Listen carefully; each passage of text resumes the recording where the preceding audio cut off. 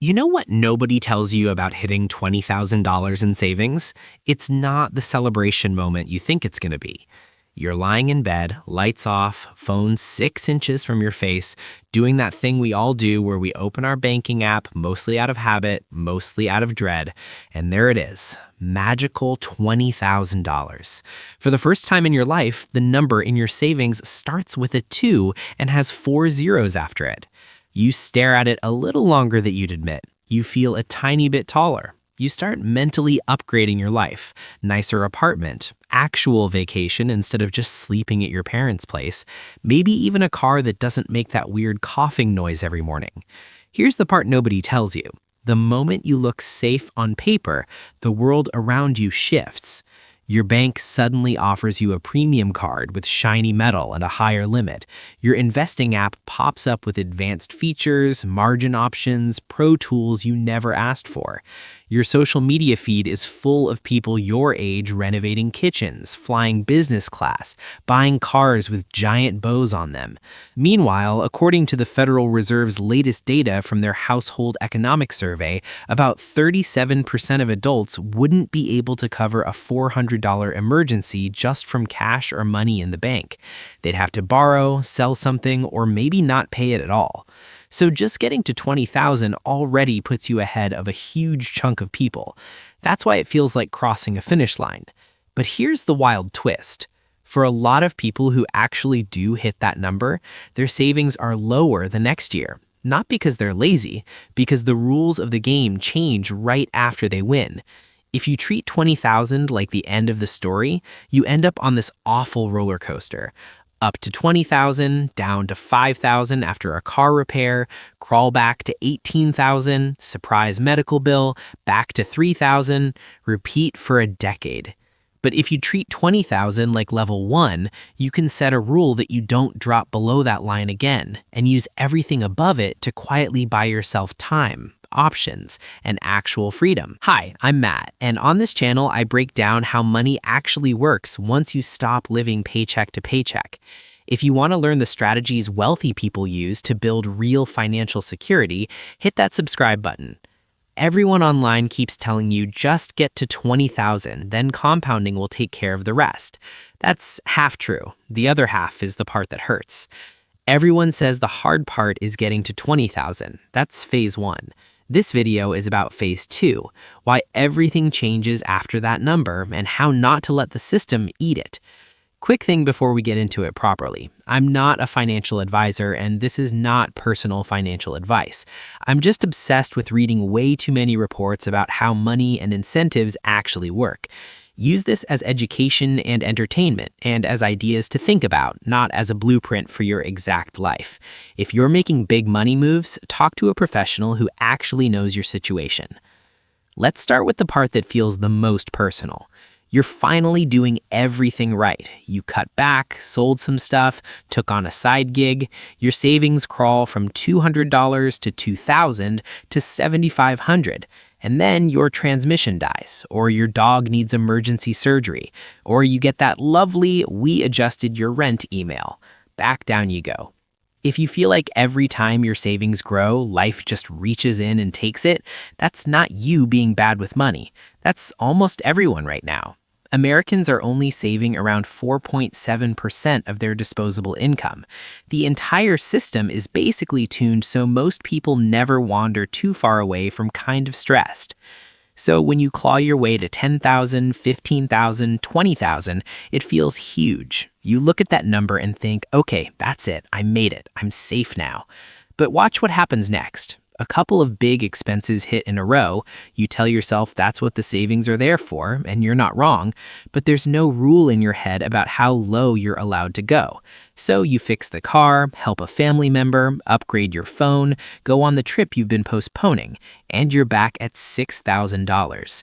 You didn't fail, you just treated 20,000 like a destination instead of a line you don't cross downwards anymore. You're not broken, you just never got the level 2 instructions. So what actually changes at 20,000? Because it's not just your bank balance. Hitting 20,000 is a weird emotional experience. Your brain flips from "I'm drowning" to "I might be okay." You go from panicking over every surprise bill to thinking, annoying, but I can deal with it. At the same time, the outside world flips how it sees you. Your bank flags you as someone worth selling to. Your inbox gets exclusive credit offers. Apps start suggesting bigger loans, higher limits, personal lines of credit. On paper, hitting 20,000 looks like the finish line. But there's a catch. It's also the moment the money world starts trying a lot harder to separate you from that cash. You notice it in tiny ways. Travel sites show you the nicer hotel rooms by default. Your credit card pre-approvals suddenly have 5 figures on them. You tell yourself, I can finally live a little, because you remember how awful it felt when your balance was at $20, not $20,000. For years, your brain was in please don't let anything explode mode. Now you finally have a buffer. Of course you want a reward. Meanwhile, the system around you is counting on that. Banks don't make much money from someone at zero. They make money from people who look stable but are easy to tempt into long, profitable contracts. That's the rich tax no one calls a tax. That would all be fine if the math automatically rescued you once you hit 20,000. But the math has its own timeline. Let's talk about that math, because this is where things can start working in your favor. When your account balance is tiny, almost all of the progress comes from your deposits, not from growth. If you've got $2,000 invested and the market gives you 10% in a year, that's $200. Nice, but it doesn't change your life. At $20,000, that same 10% is $2,000. Still not quit your job money, but you definitely feel it. If you're putting away $1,000 a month and earning around 8% per year, it takes roughly 18 months to get from 0 to 20,000. Your second 20,000 comes faster because the first pile is finally helping. Same person, same job, same monthly contribution, completely different slope on the graph. This is where compounding starts to feel real, not just like a meme. Research shows that people with a solid emergency buffer have significantly higher financial well-being than those with no savings. Once you've got that buffer, your stress drops and your brain finally has room to think about growth instead of just survival. Everyone talks about compounding like it's magic, but there's a catch. If you keep dipping into the pile, the math never gets a chance to do the thing you're counting on. And this is where it gets weird. In 2024, the S&P 500 returned about 25%. Sounds great, right? But here's the problem. Research on investor behavior shows that the average equity investor only saw around 16.5%, almost 9 percentage points less, mainly because they jumped in and out at the wrong times. That gap isn't because people are dumb, it's because we're human. When you watch a $20,000 portfolio swing by thousands of dollars in a week, your emotions get loud. Fear when it drops, greed when it spikes, and if you put your emergency fund money into high volatility stuff, those emotions get unbearable. We're halfway through this video, and if you're still with me, that tells me you're serious about not making the same mistakes most people make with their first 20,000. Stick with me, because what's coming next is the framework that separates people who stay stuck from people who actually build wealth. The habits you build getting from 200 to 2,000 are the same habits you'll need to protect 20,000 and turn it into 50,000 or 100,000. And the world will fight you harder after you look stable than it did when you were obviously struggling. Now let's talk about the weirdest trap I see after people hit that first milestone. You spend months, maybe years being the responsible one. You pack lunches, you say no to trips, you resist random online orders. You feel slightly boring at parties. Then you see that 20,000 and something in your identity shifts. I'm good with money now, I proved it. So you loosen the belt a bit. You start upgrading little things, nicer clothes, better dinners. You stop checking prices as closely. You tell yourself, I'm not broke anymore. I don't need to obsess over every dollar.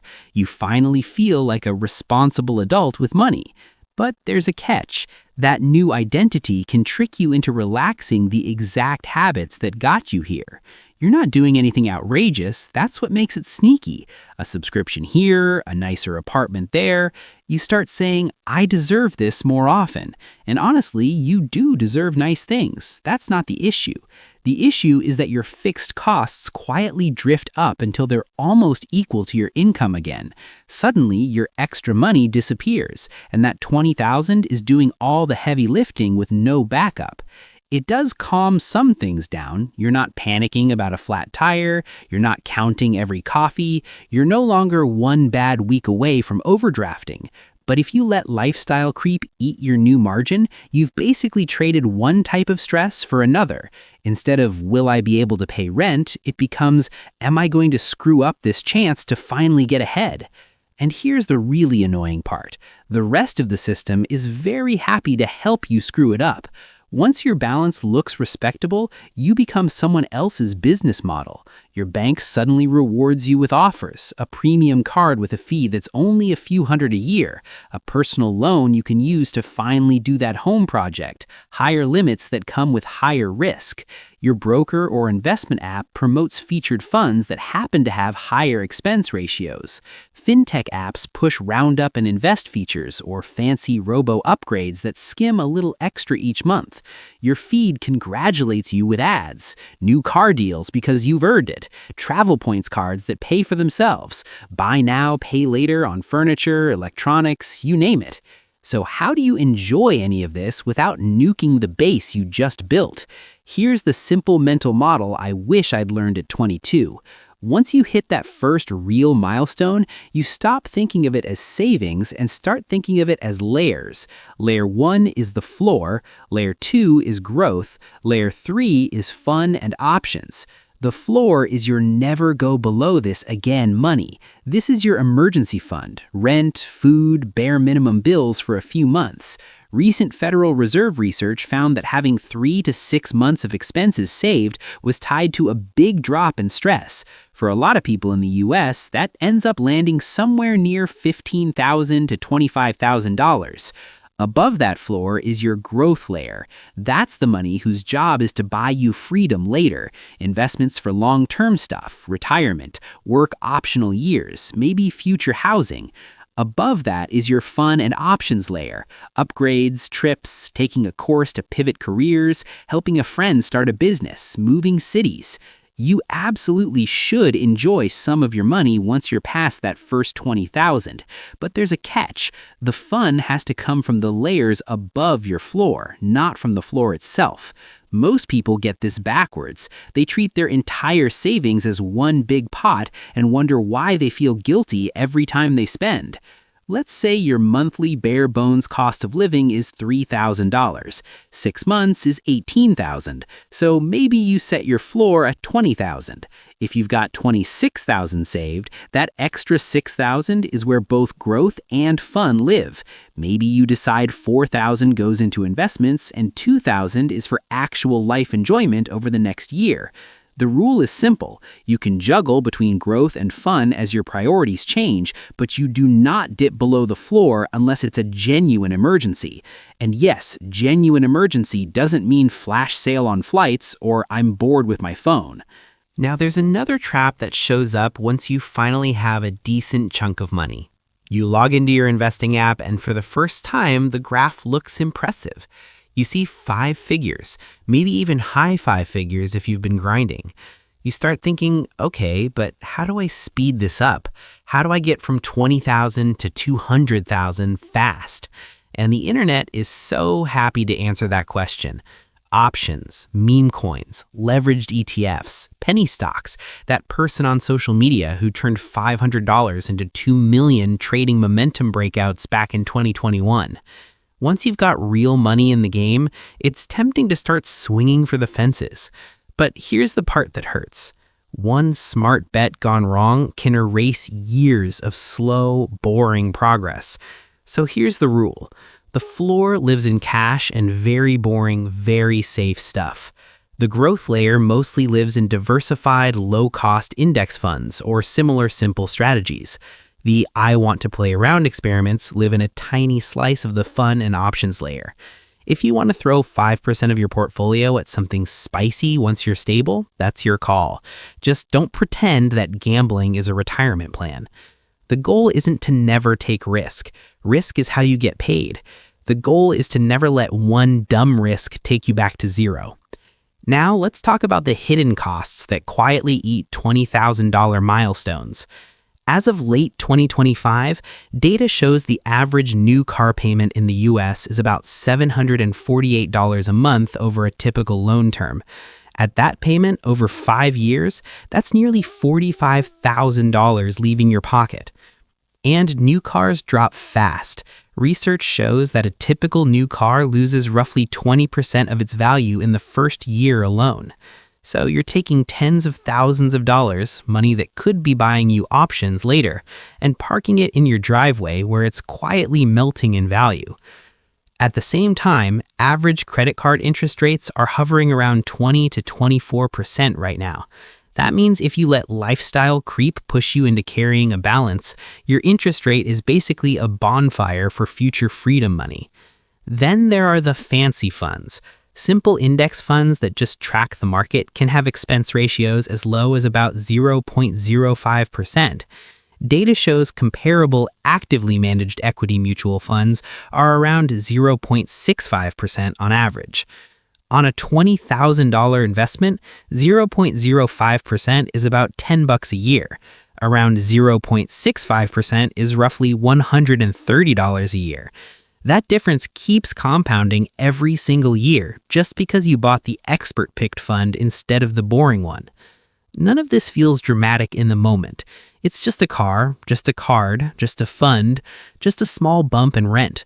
But put all of that on top of a savings rate that's already low, and you can see why so many people hit 20,000, feel grown up for a year, and then wonder where all the progress went. So here's the simple playbook. First, decide what your real floor is, how much you need to feel safe for a few months. Treat that number like a line you don't cross downwards without a very good reason.